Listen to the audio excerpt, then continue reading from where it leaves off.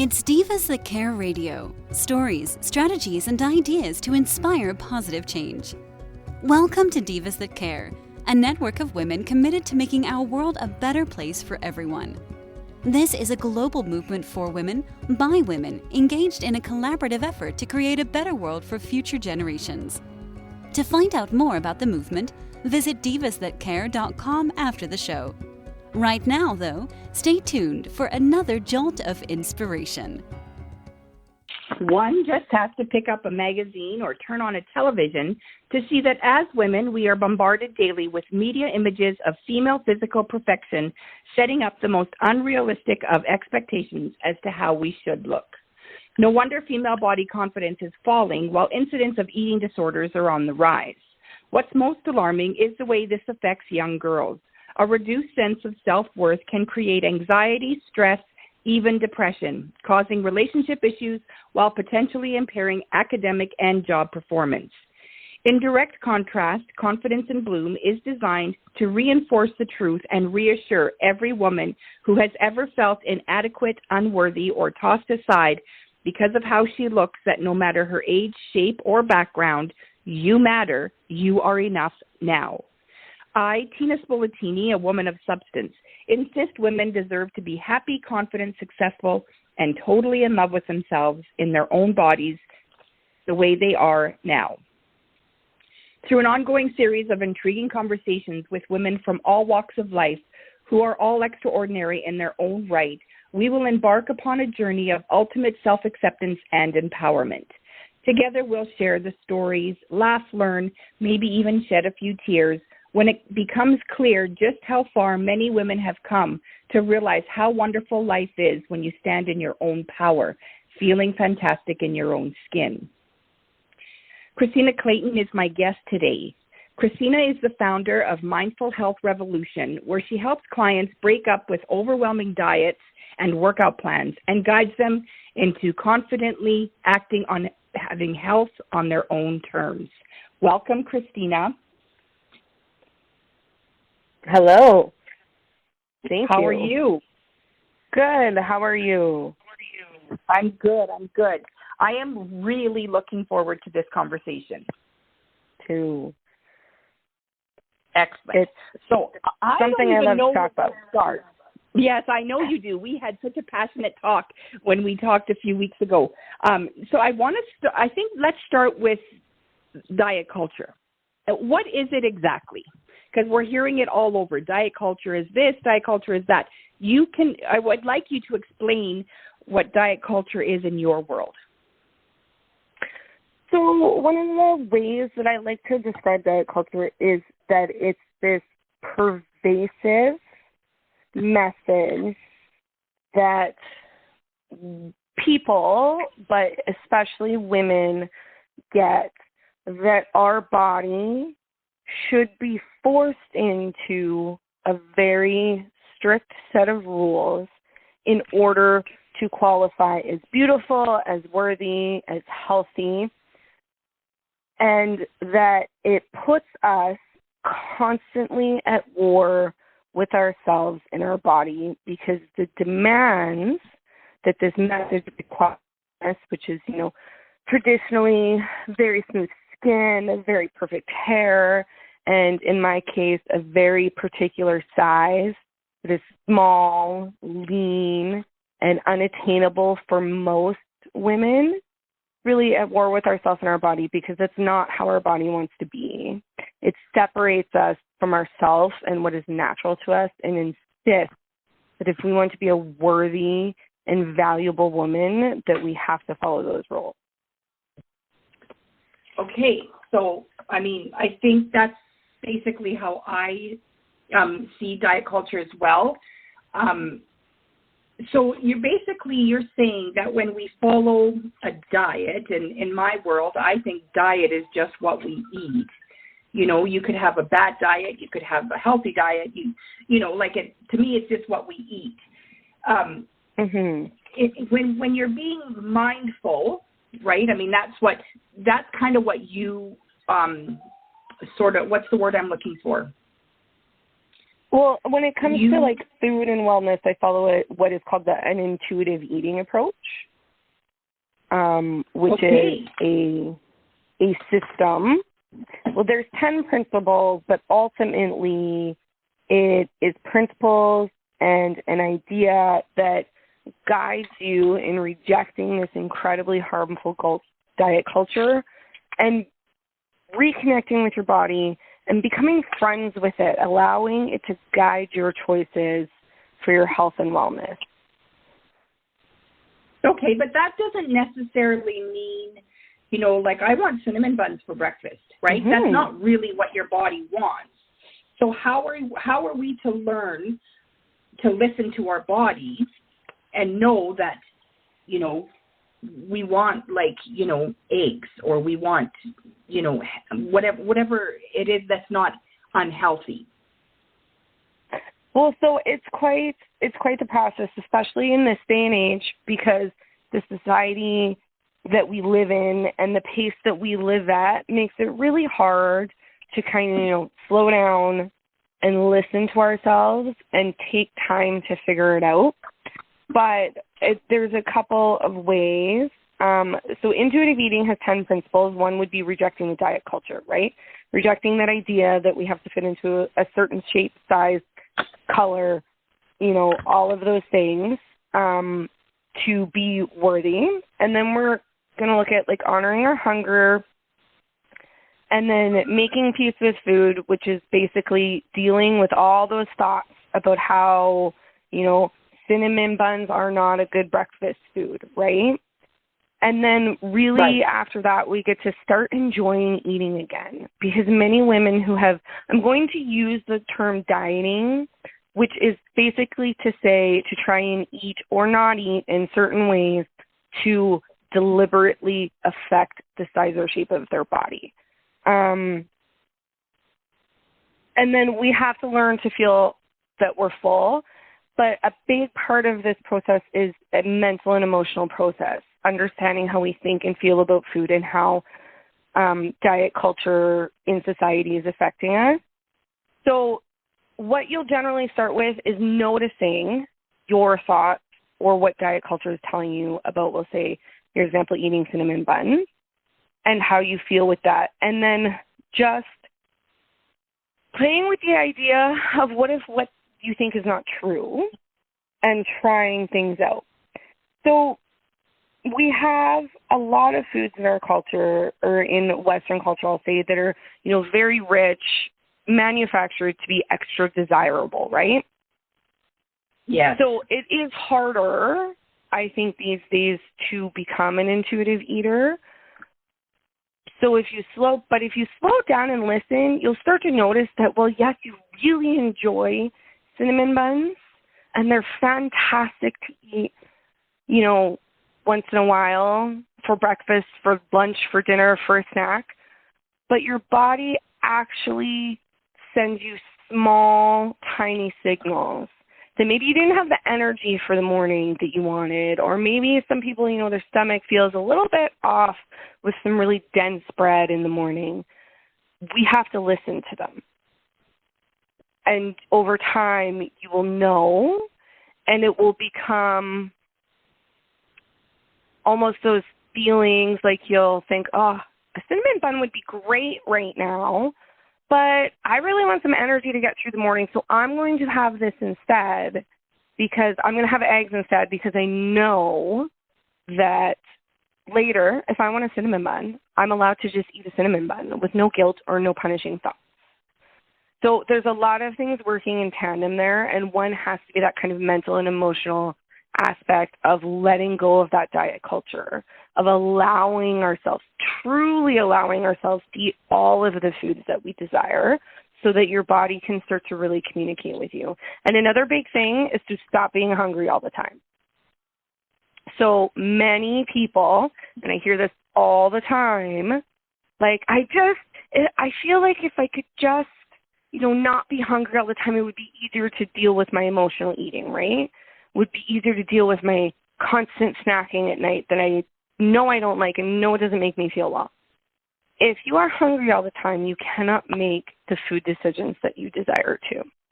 because your body is hungry and it's going to send you searching for food. Doesn't matter what it is. And the hungrier you are all the time, the more calorie-dense food you're going to search out. Have you ever had where maybe you were running late for lunch or dinner or something, and then all of a sudden, even though you're starving and you know maybe some like protein or some veggies might really make you feel good, all you can think about is a bowl of pasta? Mm-hmm. I'm Italian. I think of pasta all the time. Yeah, right? So all you can think about is like going home and eating this huge bowl of like pasta with rich, creamy sauce. Even though somewhere in your mind, you know, like you're thinking, some apples and some chicken and stuff might be really nice. All I can think about is this rich, creamy bowl of pasta. It's because it's carbohydrates, which are the fastest energy source for your body, and calorie-dense food. And when you are hungry all the time, that's what your body wants because that's what it needs. So it's important to start eating more often. Most women who start intuitive eating, we actually, sounds counterintuitive to the principles of intuitive eating, we actually get them eating on kind of more of a schedule that's pretty close together so that they're not hungry all the time. So let me ask you this. Are we really hungry all the time, or are we telling ourselves we're hungry? Well, that's hard to separate out for some people. Many women who are trying to diet, whether that be with some sort of program, or just have those kind of thoughts around in their brain, are often under eating for their daily needs. And then many of us, and I do, even as a coach, I do this frequently, I really struggle with getting to lunch when I'm at home taking care of the kids and everything, and I will realize at about 3 p.m. that I am starving and just couldn't feel it because I was so busy and distracted. So we are often running around hungry, right? Maybe not starving, but in this kind of constant state of hunger and often not satisfied by the food that we eat. Now, there is obviously where many of us are coping with emotions with food, right? So we do kind of have to separate that out, and that's where a lot of the mental and emotional growth and work comes in with becoming an intuitive eater, is we need to learn to cope with our emotions and kindness with our emotions with kindness and some more healthy and desirable coping strategies, right? Does that make sense? Absolutely.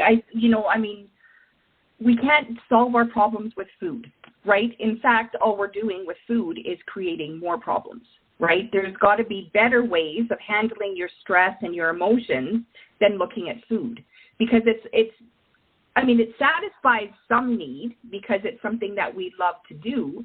But at the same time, it's really hard on our digestive system when we're constantly putting food in our mouth. Mm-hmm. We're gaining more weight, and we're probably causing gut issues. Well, some people are not. It's a very individual process. I know gut health is a really big, trendy term right now. Most people's gut health is fine, unless we're eating a lot of ultra processed foods.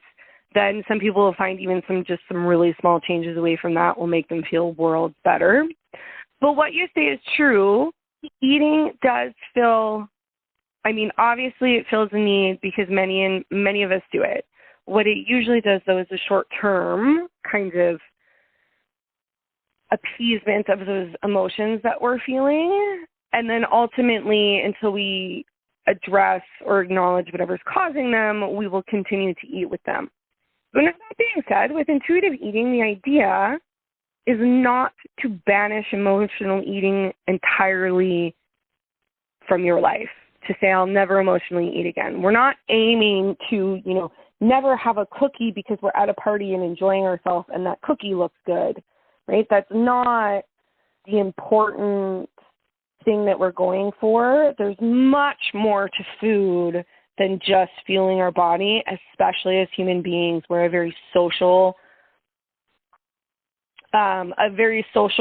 species, and we have celebrated with food for a millennia. When hunts went really well, we had big feasts when we were hunters and gatherers, right? Emotional eating is not necessarily a new behavior in, this millennium. It's that it's just become one of our primary coping skills when you're looking to care for yourself in a way that truly acknowledges and appreciates your body for what it is and what it needs, will just emotionally eat less. But I still, as an intuitive eater, I still sometimes eat. I think the most decadent lunch when I'm camping is a bologna sandwich on white bread with butter, cheese, and a side of sour cream and onion chips. It's the most decadent thing I have ever eaten on a camping trip. Most I'm not really laughing. Wildly unhealthy. But it's like, yeah, it's probably the most unhealthy meal you could have. But at the same time, if your body wants that, and if you're in the mindset that you're going to enjoy this meal and you're in a happy place, your body is going to, break it down the way it needs to. It's when you're shoving down the food because you have to eat, right? If you sit down and you're camping, so you're relaxed, right? You sit down, you have your sandwich with your side of sour cream and onion chips. Your body's going to enjoy that. So it's going to break it down the way it needs to break it down, right? But some of us, we just eat. Like you said, we're running around, we have kids, we're working, we're looking after the house. Next thing you know, it's 3 o'clock, and now I'm really hungry. What do? I myself, I'll run to the pantry, and I'll take something that's really quick and unhealthy. Like I always have like granola bars and crappy food like that for my kids because they won't eat anything else. And so I will go to that, right? I'll go to that because I'm hungry and I need something right now. But if you give yourself time to plan and organize what you're going to eat, even if it's an hour later, it's still there and ready for you. Right? Am I right? There's so much there in what you just said. For one of the big things that diet culture has done to us is there's good foods and bad foods, right? A big thing to do these days is say healthy and unhealthy, which is really all just a spectrum, right? My family eats granola bars. They're fine. My kids are totally healthy. There's nothing wrong with any of us, right? Our weight does not decide our health whatsoever. What you might find with, say, a granola bar is that it doesn't really give you the energy you were looking for, and then you're not satisfied. Is really, I think, that thing a lot of people are thinking when they're like, oh, this is so unhealthy for me. It's because they're having this thought, well, I just ate a granola bar. That should satisfy me. But it didn't, because it didn't have enough energy that you needed in it, right? So this is where I love to coach, is that intuitive eating, I think, is really how partially we're going to change the world, because in order to eat intuitively, you are going to have to address the other elephants in the room, like your sleep and your stress levels. You cannot eat intuitively. You cannot hear your body. And your body actually can't communicate properly when it's jacked up with cortisol all the time and you're chronically underrested, right? So you're going to have to address the other elephants in the room. And then that's where we really start looking at, okay, I want to honor my body and appreciate it and let go of this idea that my weight is what makes me healthy or not healthy, because it is truly not. It is truly not the thing that makes you healthy or unhealthy. And that's probably one of the biggest problems that is happening with diet culture, is that belief is so deeply ingrained in us that we cannot see it for the lie that it is. And it is genuinely harming anybody who is in a body that doesn't fit the thin fantasy, which, if you want to know the thin fantasy, just look at the cover of like a bikini magazine or Sports Illustrated or whatever they are these days. But so when you're running around with kids, yeah, we're all busy. We all got crazy stuff going on. We need to start to kind of think ahead. Like, I know I'm hungry in the morning, right? Or I think that maybe eating breakfast will help me get through the day better. I've coached a lot of people who, don't eat breakfast, and then we tried it and they're like, oh my God, I'm starving. Well, it's because you are hungry. You just couldn't hear your body's signals, and it couldn't communicate with you properly. So then we start trying to sort of eat before we're really hungry, right? When we're at that starving, like 10 out of 10 hunger, because then it becomes hard to make the decisions that we want to make. Our body won't allow us. It insists that we go to the cupboard and grab a handful of sugar cereal, right? Because that's what it thinks is going to give us the energy boost it needs right now. So it's kind of almost about getting ahead of the game instead of solving for the problem later, but it takes a really intentional devotion of time and emotional and mental energy to make this change. And one of the biggest, like the most important principles is to reject that diet mentality. And not only the outer messaging that we're getting everywhere from media to some of our own physicians, but from within us. I come across so many women who say, oh, well, I haven't dieted in 10 years, but they still think they shouldn't be eating pancakes, right? Because pancakes are bread and they're bad for them, which is 100% a diet thought. Yeah. And it's funny, like some of us don't even realize what that diet mindset has done. We don't even see it in ourselves, right? Mm-hmm. Mm-hmm. Like we know there are certain foods that are not good for us or not the best for us, right? And yet we don't really look at that because of let's face it, we can eat whatever we want, right?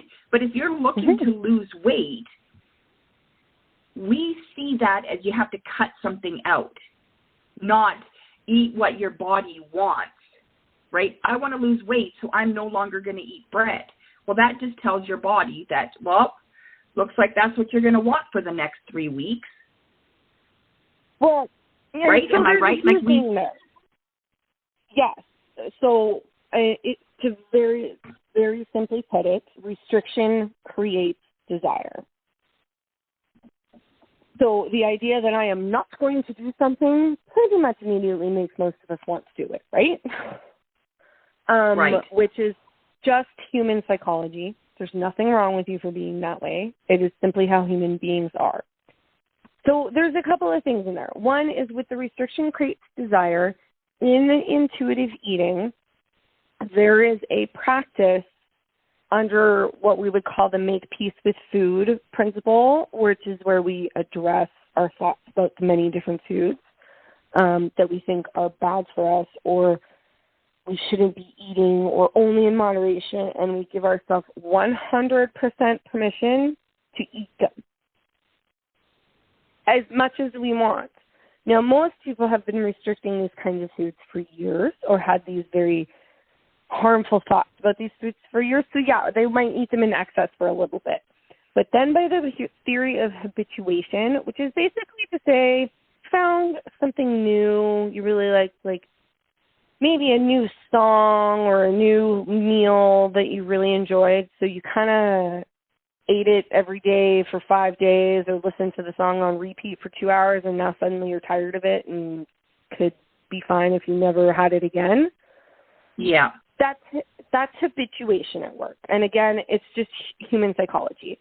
So through habituation, by truly allowing yourself to eat these foods whenever you want them, they won't be so enticing. You won't find yourself dreaming of cakes and cinnamon buns, and for some people it's the savory chips and the saltiness and the crunch. You won't find yourself kind of daydreaming about them and pining over them because you truly know deep in your heart that you can have them whenever you want them. You'll also find that you simply won't want them enough as much because, yes, nutritionally, they are quite different from having an apple. So your body will not always prefer them. But there is sometimes, yes, they will be exactly the right food to eat is chips for a snack. All how our body is meant to interact with food. The other thing in there about if you're trying to lose weight. So the idea that your weight makes you healthy or not is false. There is so much going on there with our our whole health as a human being, that weight plays a very small factor. And often, because of weight stigma, which is to say that people are harshly and negatively judged when their body does not fit this thin ideal that diet culture has given us, many of the health problems from people who are deemed to be overweight are not because they're overweight, but because of how they're treated because they're overweight. So in intuitive eating, we reject the idea that our weight is important at all. So we're never really trying to lose weight with intuitive eating. And I think that's there's two really big misunderstandings with intuitive eating, and both are ultimately, I'm missing the word, but both of them are ultimately come from diet culture. And it's that, one, intuitive eating is simply another system to lose weight. It is not. In intuitive eating, one of the biggest things you must do is reject the idea that your weight is important. That's one of the hardest things many of us will do, because for our entire lives, our weight has been important. And the other one is that if you let go of control of what you're eating, you will just eat all of the things all the time, and that's what intuitive eating is telling you to do. To just eat whatever you want, whenever you want, how much you want, whenever you feel like it. And that's really not what it is. But those are probably two of the biggest misunderstandings I see about intuitive eating. Well, and as you learn about your body, you start to realize intuitively your body tells you what it needs, not necessarily what it wants, right? And when we learn to tap into that intuition, we can learn the difference. But you can't do that. Like, someone else cannot tell you. Like, you can't tell your clients that your body's telling you it wants a bowl of strawberries, right? Because you don't know how her body is going to tell her that.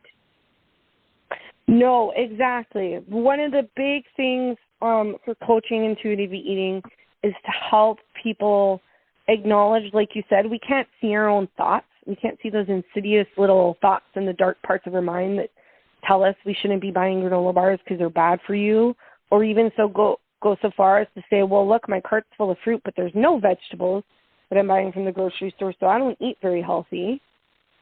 We help them as a coach see and address those thoughts that are ultimately really hindering them, even though maybe they stopped traditional dieting years and years ago.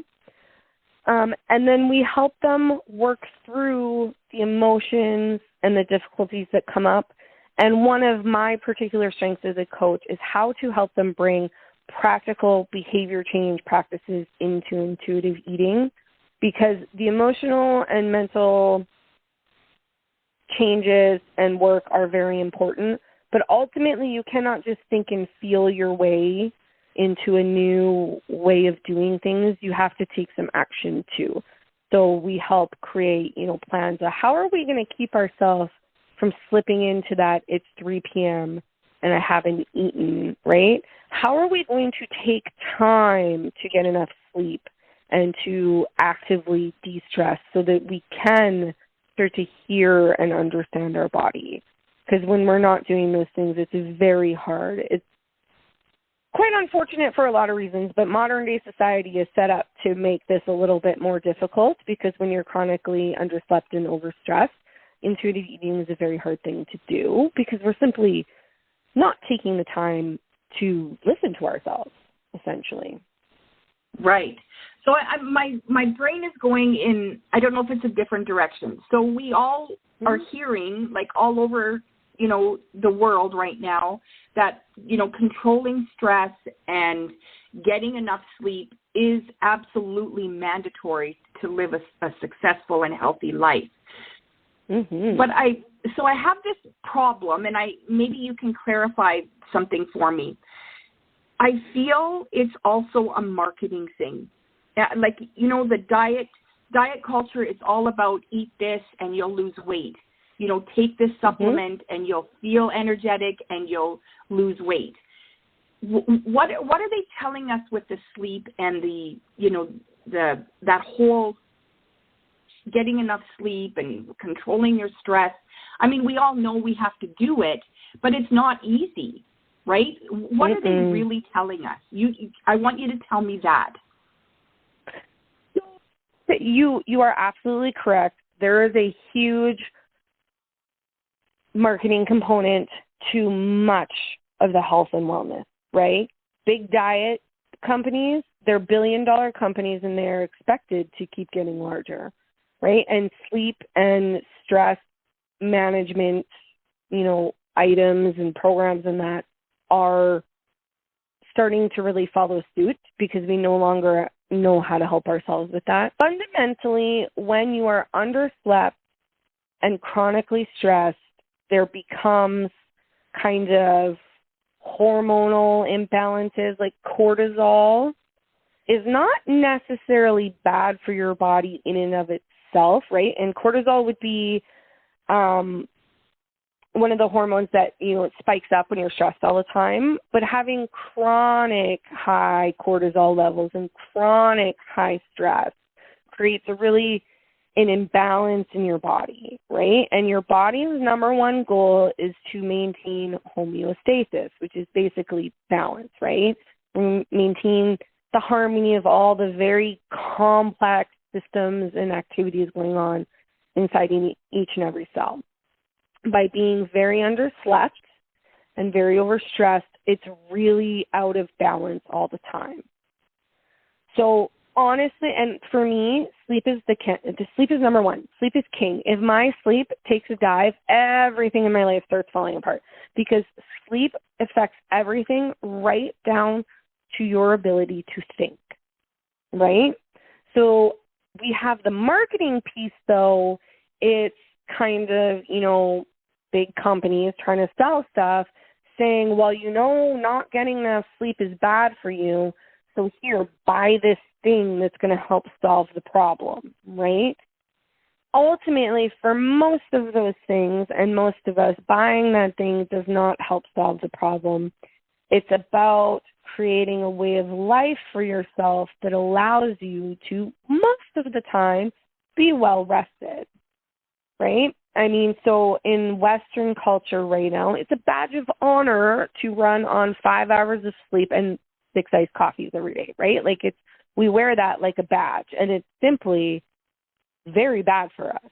More unhealthy for us than being overweight ever will be. Right.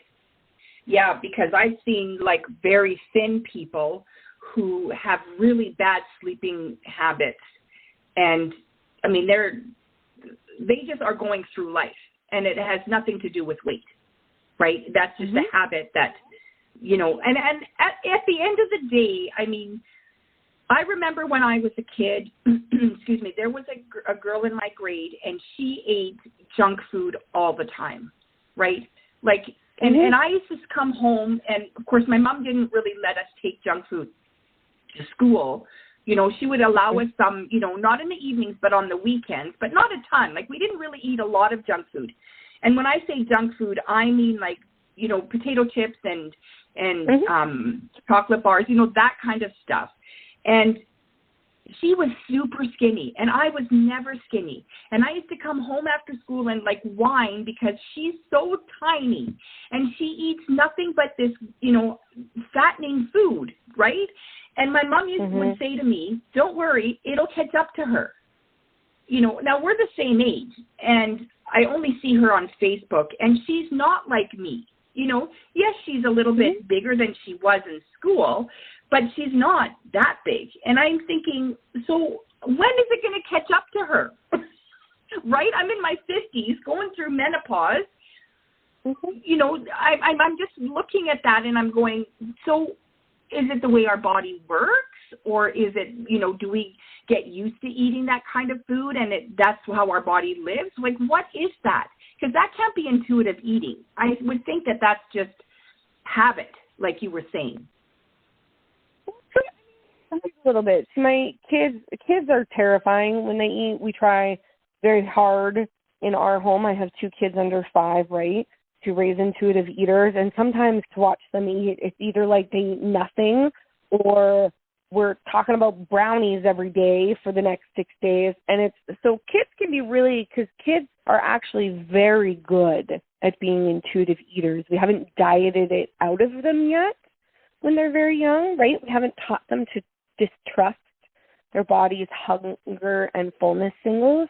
So kids, if you look over average, right, maybe they ate brownies for breakfast on Saturday mornings. My oldest will often get up and say, Mommy, can we make brownies? So we make brownies, and that kid will eat almost the whole tray by herself. But then she doesn't ask for brownies for a week, right?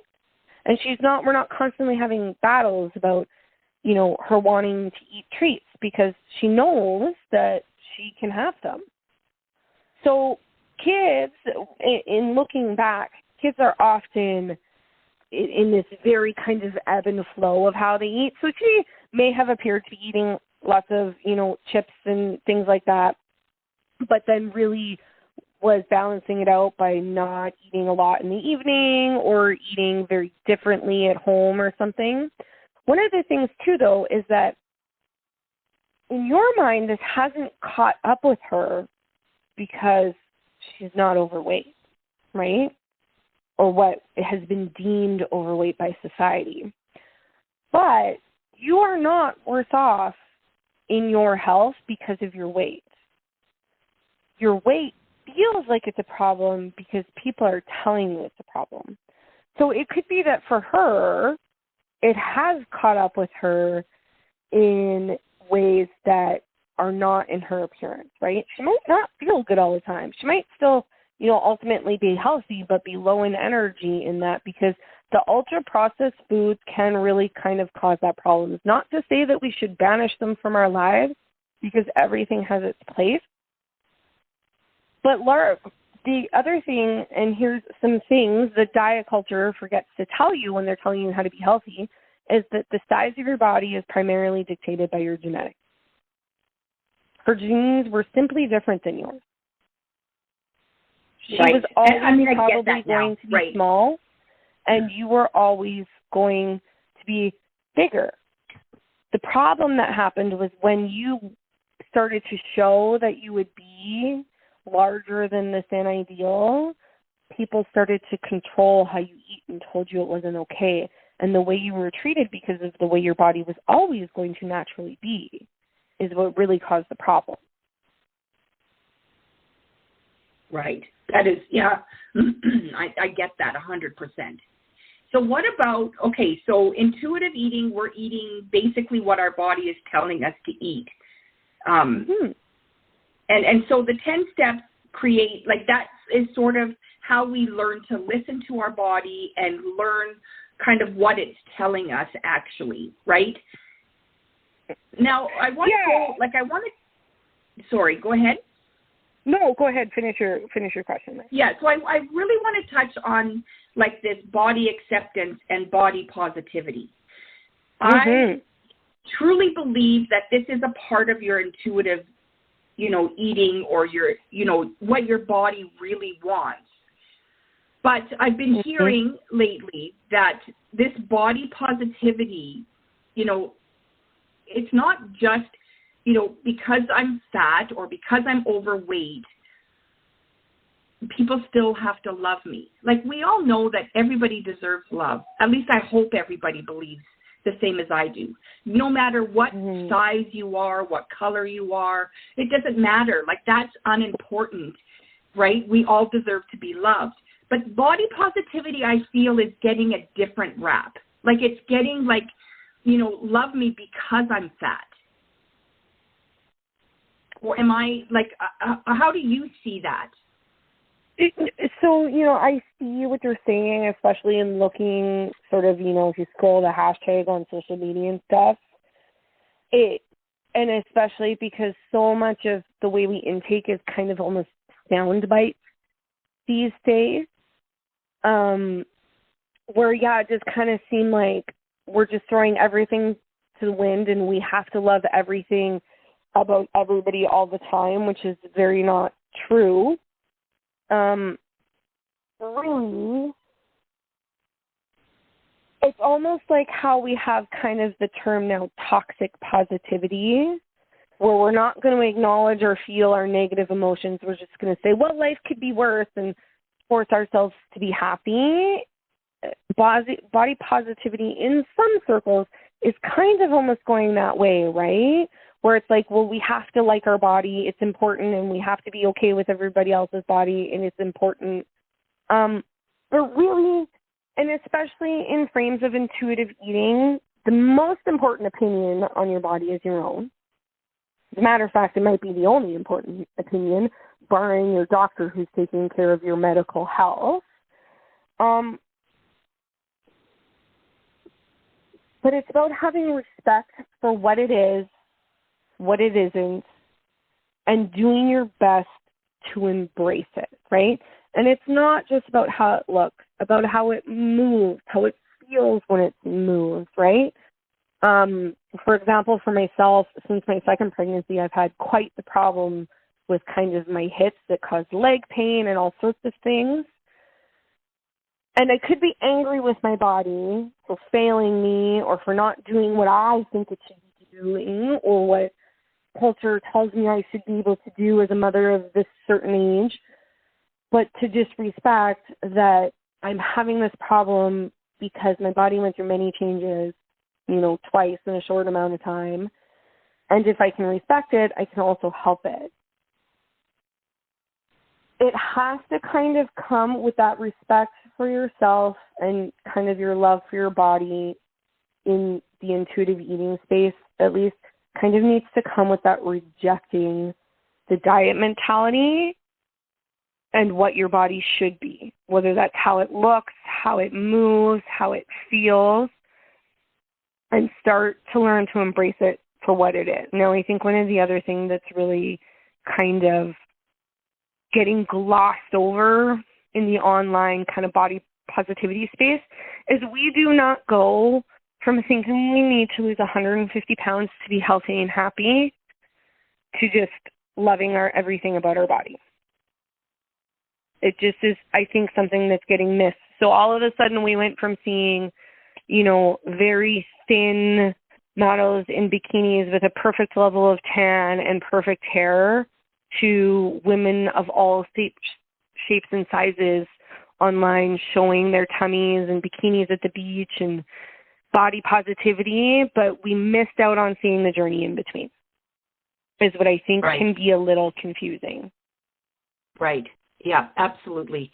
Now, what about, generations before me, have that mindset that a woman needs to look like this, and if she doesn't, she needs to be covered up, or she has to, not be seen. How do you guide your clients through that? Because, if someone my age comes to you, they are dealing with that. Because if it's not their parents, it's their parents' friends and, extended family. How do you guide your clients through that, allowing them to accept their body no matter what? Because it's hard when you have all these people that you look up to that are telling you, that you have to lose weight or you have to look this way. Yeah, and that's a very emotional process, but we would start by looking at all those beliefs that she holds, right? And I can understand, I know I'm a bit younger, but I can understand your body needing to be covered, not necessarily because it's size, but because we don't show off our body like that, right? That's improper. Right. And I remember even as a kid, I had friends who were just naturally much thinner and quite thin, and they got to wear whatever they want without getting weird looks, but I did not because I wasn't always quite as thin, right? So it's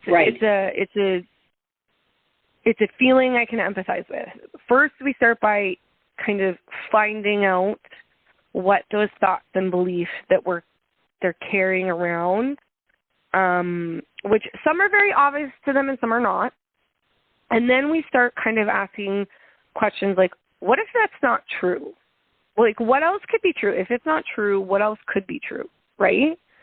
And then in the cases specifically of saying oh, well, if you're not a certain size, then you need to be covering your body, you know, it's 35 degrees where I live right now, and I'm still seeing women in long jeans and long sleeve shirts, and I just don't know how they're doing it. But we would start sometimes with actual, like, again, habituation exercises where the lady who's wearing a long sleeve black t-shirt in 35 degrees Celsius weather maybe finally goes out and buys a tank top. And maybe it sits in her closet for a while, but then through working together and assessing our beliefs and her, like, doing, you know, I'm a big fan of journaling. Now, whether that means you put pen to paper or you're talking out loud to yourself, her thoughts about that and what might else be true. And then maybe she puts it on and she wears it only in her house or only in her bedroom where nobody can see, right? So that's what a habituation exercise might look like with that, where you've grown up believing that you must cover your arms because they're too big. It's unrealistic to expect a client to just start wearing tank tops because they're an intuitive eater now, but to give them a safe space to try things like that and then talk about how they felt with it. Now, obviously, I'm not a therapist, so we're not doing therapy, but it's a safe space to have a conversation about what she might like to believe instead, right? If I was raised to believe that I should be covering it up, but intuitive eating tells me that that might not be true, but I don't know how to make this change. Well, what else might be true, right? And then can we try something? So there's kind of that working through our emotions and our thoughts about it and testing out new thoughts. A lot of people would call this affirmations, right, or visualization, where we say, no, I believe that I can wear a tank top, and then doing kind of small steps to work up to actually wearing the tank top. Does that answer your question? 100%, yeah. Well, I mean, that's kind of what I went through, right? I wore the tank top at home, and then, you know, slowly I started to go out. I'm still not 100% comfortable, right? But I keep telling myself, nobody really cares. And if they do, they look at me, they're going to look at me only for a second and say, she should not be wearing that, or whatever they're going to go through. But then they're going to walk past me and not think about it anymore, right? It's only for that moment. And quite honestly, it's about how I feel, right? I mean, if I'm super hot and I want to walk out in a tank top, don't judge me, right? I'm hot. I'm dying of heat right now, right? But, I mean, it took me, 40-some years to figure that out, right? Because of the culture that I came from. Today I, regret all that. I wasted all those years hiding myself when I could have been so much more comfortable in my body. So, yeah, I totally get that. Yeah, it's very sad to think of, sure, really and truly takes away from us as women. And I will say this, doesn't strictly affect women, but in Western culture, we're disproportionately affected by it. 100%, yeah. So what you did yourself kind of really shows the power of coaching, because it probably took you a long time to work yourself up to even buying that tank top. And there was a lot of thoughts and feelings that you probably dealt with slowly in a way that probably felt quite lonely to deal with, right? So when you have a coach helping you through this, it provides you a safe space to kind of put voice and life to all those thoughts and emotions that you're having. Something I believe in a coach is all of those thoughts and emotions that you had need space to exist, right? Or we cannot resolve them, right? And then to have somebody support you, even and as a coach, I've helped pick out the tank top they want to buy, right? Because they have no idea, sort of thing. Say, well, what do you like, right? And then go into the practical of how we're going to do this. So to have some very specific and directed support beside you, because it can feel very lonely. Things like intuitive eating are growing in popularity, but it almost seems like a little quiet corner of the world, and then otherwise we're still being told that what we're doing is very wrong. Right. So, right. Yeah. Right. There's still that voice. That voice is not going to go away. I think there will always be, that someone that will always tell us that you should cover up or you should eat better, right? Don't eat the dessert because it's going to make you fatter or whatever. There's always going to be that person. But I think I'd like to believe that the world is going, more towards, making our bodies healthy for who I am and not, for somebody else. And it is growing. There are people there. I hope to coach enough people that one day there won't still be people who think that you shouldn't wear a tank top because your arms are big, or who think cake is the root of all evil. And it is growing in popularity. The support is there.